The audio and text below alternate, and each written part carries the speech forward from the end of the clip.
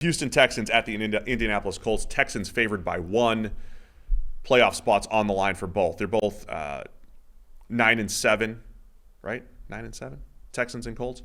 AFC South. They're all tied. They're tied with Jacksonville, and the AFC South is still out there for both teams. The Texans and the Colts. They would need the Jags to lose, though. The winner.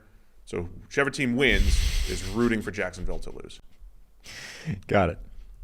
This is going to be a terrible podcast. It's going to be a great podcast as I stumble through. There is simply no way all the scenarios that Gardner Minshew can be involved in a tie.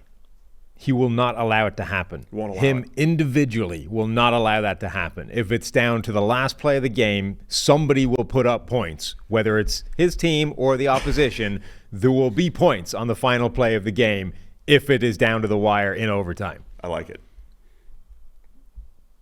So no ties here. No ties. It's not going to happen.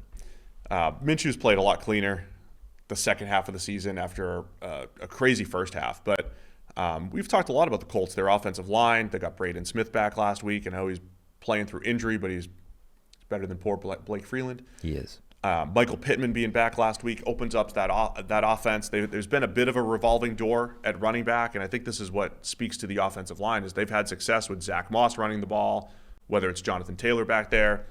They've gotten a little life from Trey Sermon showing up here with a couple big plays over the last few weeks. So Indy's that team where I don't think you can put your finger on how it's all working, other than I think Shane Steichen's coaching really well, and they're making the pieces work there on both sides of the ball.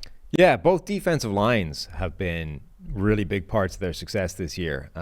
Houston's, I think, is a little more obvious. Obviously, they traded for Will Anderson Jr., or not traded and then drafted. They brought in Derek Barnett. They've had some players that are producing and have been producing consistently all the way through the season. Anderson looks like a really good player for them, even as a rookie. And then Indianapolis, that defensive line, given they're one of those teams that does not like to blitz at all, like incredibly blitz reluctant. They rush 4.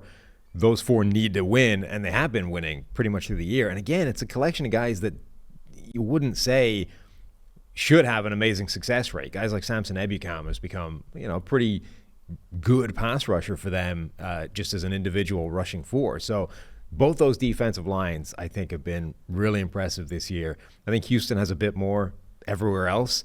And I think, obviously, they have the better quarterback in C.J. Stroud, even though he's just a rookie. Yeah, I mean, Houston, look, I don't know if I'm overrating Houston versus Indy. They're both 9-7. I think a part of the 9-7 record, though, C.J. Stroud missing back-to-back weeks hurt. They lost one of those games. Houston feels like the team if they get into the playoffs because of Stroud, what he's done in crunch time, even though he's a rookie, right? I expect him to play similar ball in the playoffs, even though it'd be his first time doing that. The way Stroud has led some of those fourth quarter comebacks and the way D'Amico Ryan's defense, the way that defense has started to kind of take on that personality, all the defensive line additions that you've mentioned and how they've played, Derek Stingley stepping up in his second year at corner. Texans have some intriguing pieces to go into a Kansas City and maybe pull an upset or whatever it might be. Scenario-wise, Houston, as I mentioned, both teams win the AFC South if they win and Jacksonville loses. And then Houston can still get into the playoffs if they win and there's other stuff. But they got to win. It's win and you're probably in for both teams here. Mm-hmm. Houston win and you're in, and Colts win and they need some help. Yep, I'm going with the Texans. I think that they are a better football team when C.J. Stroud is there, even though they don't have Tank Dell like they did earlier in the season. I just think they have more to that team. You're going right to the picks, huh? Yeah. Nothing else to add? No. Good. I'll also take Houston. It's Week 18. We got to fire through this. It's Week 18. We're going fast. But these are the big games. These are the games that matter the most.